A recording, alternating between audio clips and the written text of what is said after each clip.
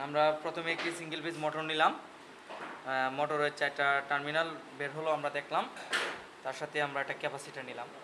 Capacitor পরিমাপ মাতে নিতে হবে। তো 12 মানে 12 মাইক্রোফ্যারাড। আমরা এখন 4টা টার্মিনাল থেকে রানিং এবং স্টার্টিং বের করব।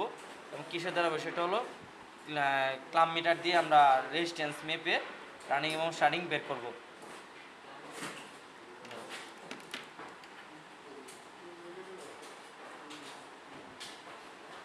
আমরা দেখতে পেলাম, আমরা প্রথম দুই প্রান্ত ধরা হলো, এটার মধ্যে রেজিস্ট্যান্স পেলাম হলো 42।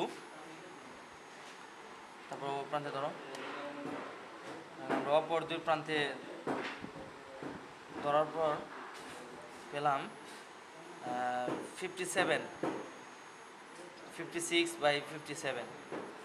এখন আমরা বের করলাম রানিং এবং স্টার্টিং। এখানে দেখা যাচ্ছে কালো দুটা হলো রানিং আর ওটা হলো স্টার্টিং।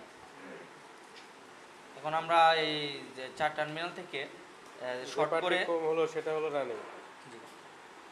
আমরা এই 4 টার্মিনাল থেকে শর্ট করে কমন বের করব। রানিং এবং স্টার্টিং থেকে শর্ট করে কমন বের করব।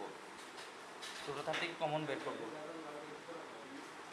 কমন বের করার পর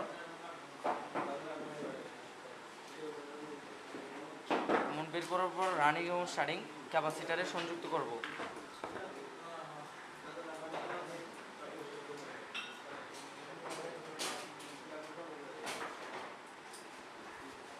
ক্যাপাসিটার হলো স্যার 12 মাইক্রোফ্যারাড।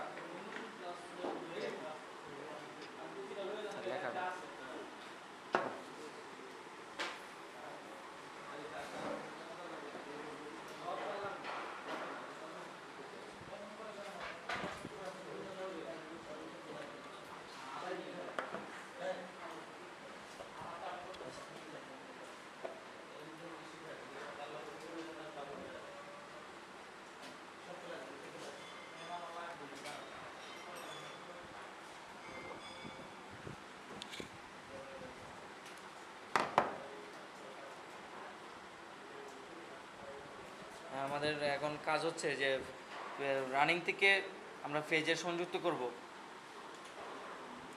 ক্যাপাসিটরের অপর প্রান্ত রানিং থেকে ফেজে সংযুক্ত করব।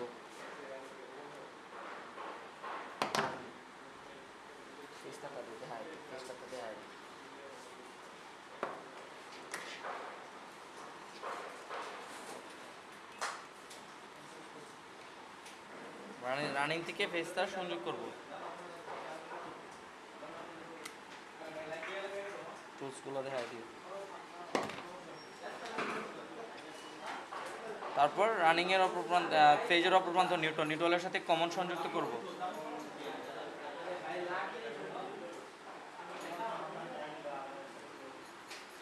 সংযোগ স্থানগুলো ট্যাপিং করে দিব।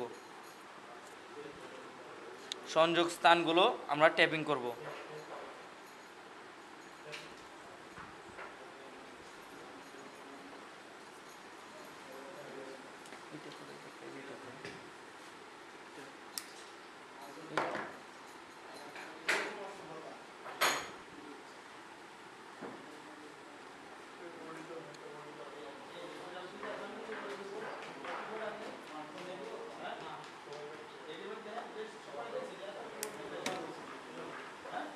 এখন আমরা সংযোগ করে ফেললাম, ট্যাপিং করলাম।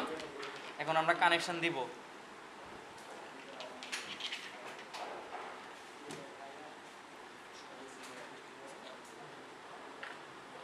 এখন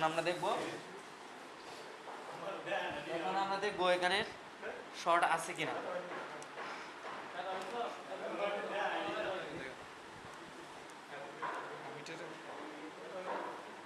এখন আমরা দেখবো যে ক্লাম মিটারে 20 এম্পিয়ার নিব, মিটারটা ঘুরিয়ে নিব।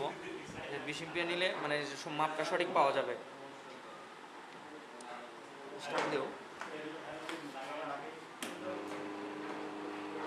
এখন আমরা ক্লিপ অন মিটার দিয়ে কারেন্ট মাপবো। রানিংয়ে ধরবো।